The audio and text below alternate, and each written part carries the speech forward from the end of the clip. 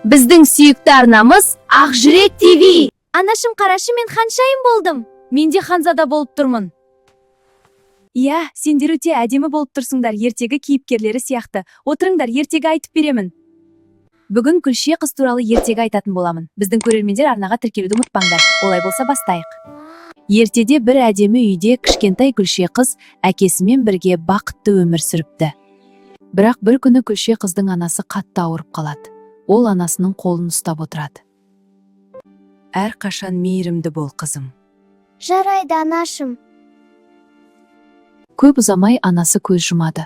Күлше қыз терезе алдында тұрып қатты мұңаяды. Біраз уақыттан кейін әкесі жаңа елге үйленеді. Оның 2 тәкаппар қызы да бар еді. Арада уақыт өткен соң Күлше қыздың әкесі де қайтыс болады. Өгей анасы Күлше қызды жақтырмай, суық көзбен қарайды. Әй, Күлше қыз, әлі еденді жуып болмадың ба? Тез бол! Өгей шешенің 2 тойымсыз тәкаппар қыздары болыпты. Күлше қыз, мына жерді тез сыпыр. Осылай күндер өтіп Күлше қызда бой жетіп қалады. Ана Күлше қызды қара. Үстінің бәрі сондай кір. Бізбен бірге үстелге де отыра алмайды. Бір күні сарайдан патшаның шақырушысы келеді. Ол маңызды хабар айтады. Ертең сарайда үлкен бал кеші болады. Соған бой жеткен қыздардың барлығы келсін. Осы кеште ханзада өзіне қалыңдық таңдайды. Үйленеді. Мұны естіген өгей шеше мен қыздары дайындала бастайды. Сендерді ханзада ұнатып қалу керек.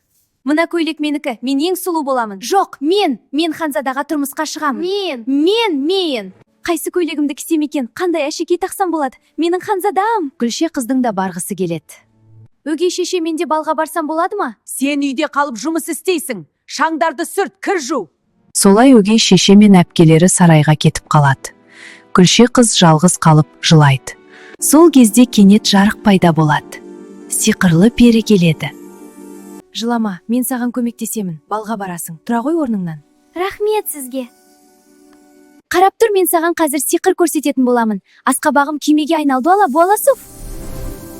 Пері асқабақты әдемі алтын күймеге айналдырады. Сондай әдемі болып тұрады. Ал енді бізге тұлпарлар керек. Тышқандар сендердің кезектерің дуала соф тұлпарға айнал. Міне күшті тұлпар болдыңдар. Солай тышқандар тұлпарға айналады. Пері, сізге көп рахмет. Бірақ менде әдемі көйлек жоқ, сауық кешке киіп баратын. Пері Күлше қызға әдемі көйлек, шыныдан жасалған туфли кигізеді. Содан сағат 12 болғанда сиқырдың күші жойылатынын айтады. Сағат тілі 12-ні көрсеткенде сиқыр жойылады, барлығы өз қалпына келеді. Жарайды, рахмет. Ал ендеше жолдарың болсын, күймеге мін. Өз ханзадаң